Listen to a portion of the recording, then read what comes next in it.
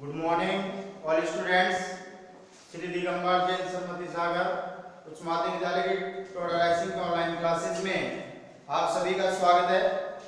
देखिए बच्चों, हमने जो पिछला पार्ट था अपना पार्ट 4, उसमें मायावी वर्ग के बारे में बात की थी। ये मायावी वर्ग था आपके बारे में, उसमें इस वर्ग में आपको बताना था कि इसके अंदर पंक्ति, स्तंभ और विकर्ण इन सभी का मान बराबर आ रहा है या नहीं आ रहा है। तो उसके लिए आपके पास था 1 -4 -6, इसमें दे रखा था -10 3 और 4, और इस लास्ट पंक्ति में आपके पास मान था इसमें 0 -2 और -7। तो हमने बात कर ली थी बेटा कि जो पंक्ति और स्तंभ है, स्तंभ के बारे में बता रहा था मैं आपको। स्तंभ द्वितीय वर्ग में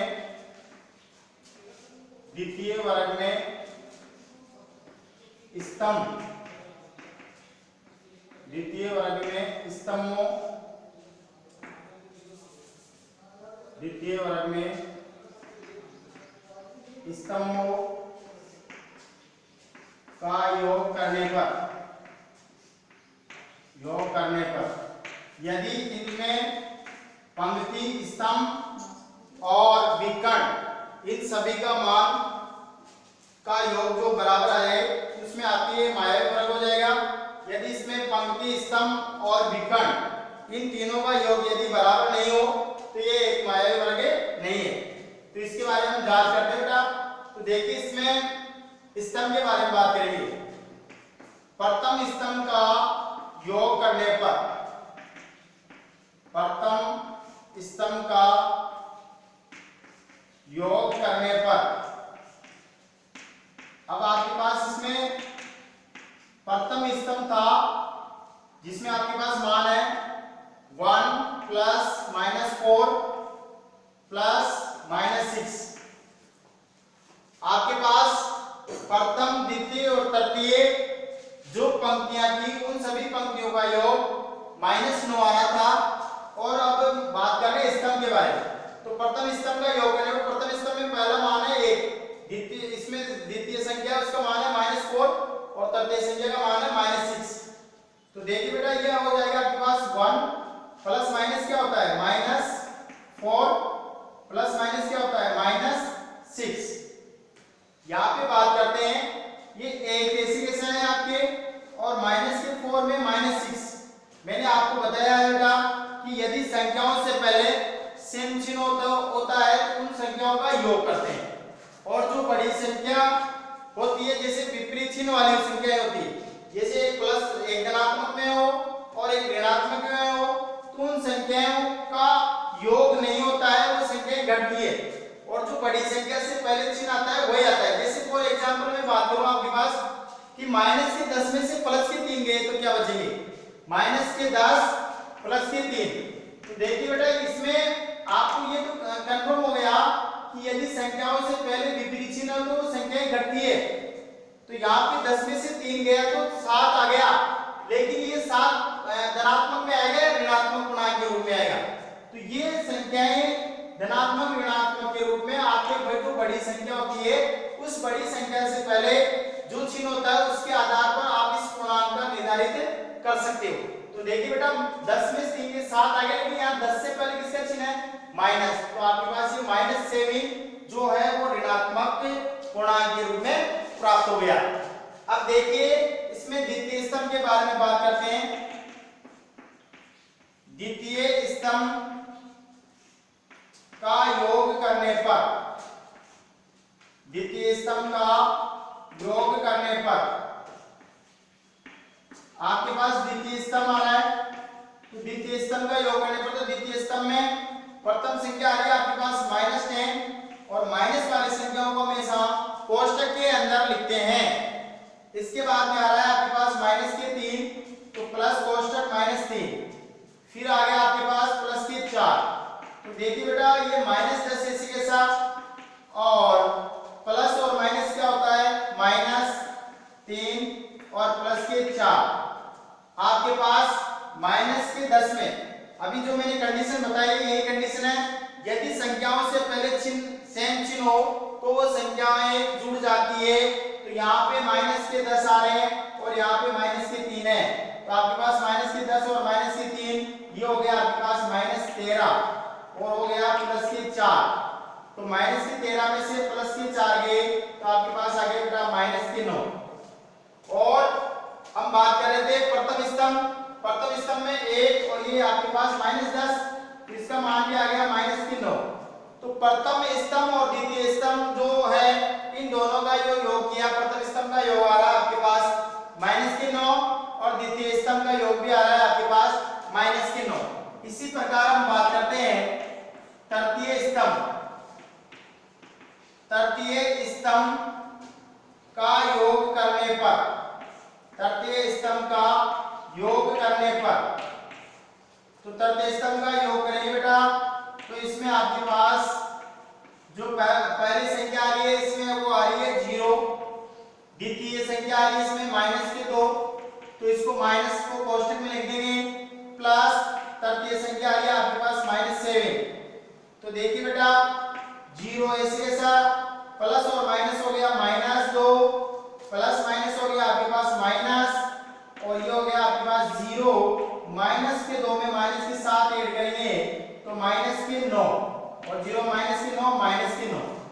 तो बेटा देखिए इससे स्पष्ट होता है कि जो द्वितीय वर्ग है उसमें प्रथम स्तंभ का योग भी -9 आ रहा है, द्वितीय स्तंभ का योग भी -9 और तृतीय स्तंभ का योग भी -9 आ रहा है।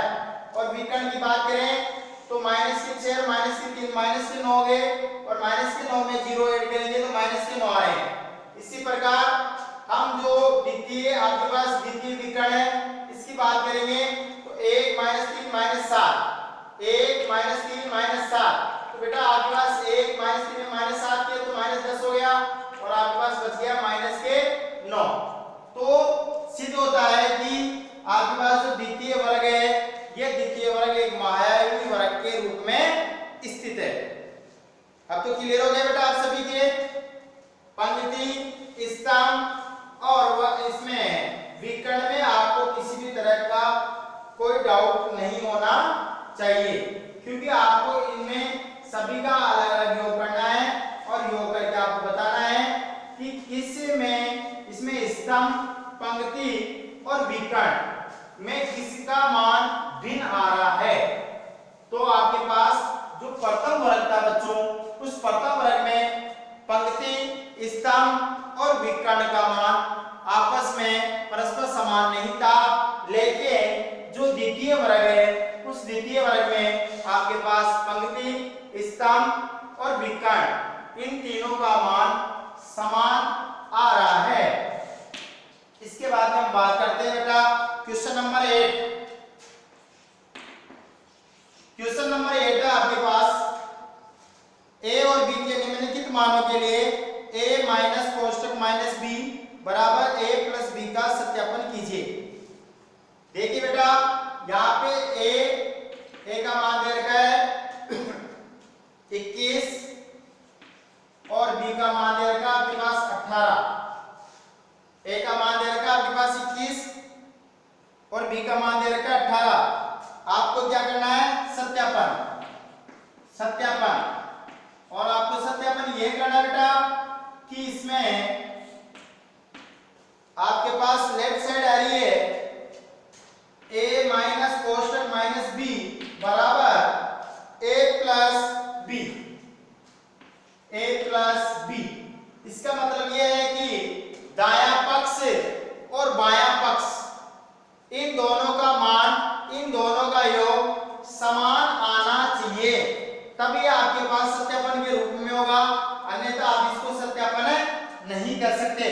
तो इसके लिए देखिए आपके पास a का मान दे रखा बेटा 21 माइनस और b का मान, ये माइनस क्वेश्चन का है और b का मान है 18। इसी प्रकार यहाँ पे a का मान आ रहा है 21 और b का मान आ रहा है 18।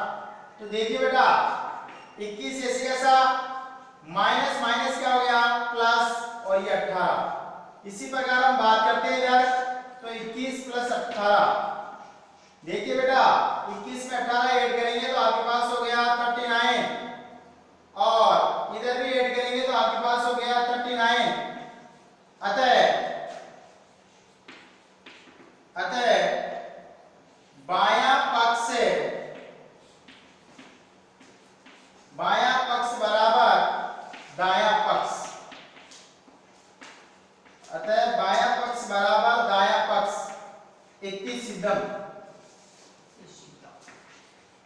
या आप इसको बोल सकते हो LHS बराबर RHS, क्योंकि इधर भी आपके पास प्लस के 39 आ रहा है और इधर भी आपके पास प्लस के 39 आ रहा है। तो आपके पास इस तरह सत्यापन करना है, इसमें A और B का मान अलग अलग दे रखा है तो भिन्न भिन्न रूप में दे रखा है, तो अपने को इस फॉर्मूले में मान रखना है और इसकी सहायता से अपने को बताना है कि इसमें लेफ्ट साइड और राइट साइड या बायां पक्ष और दायां पक्ष बराबर है या नहीं है। तो ये आपकी क्वेश्चन नंबर 8 का फर्स्ट था बेटा। इसी तरह आपके सारे इसमें ऑप्शन है, इसके बारे में फिर विस्तार से चर्चा करेंगे। और आज की क्लास में इतना ही पर्याप्त। जय हिंद, जय भारत।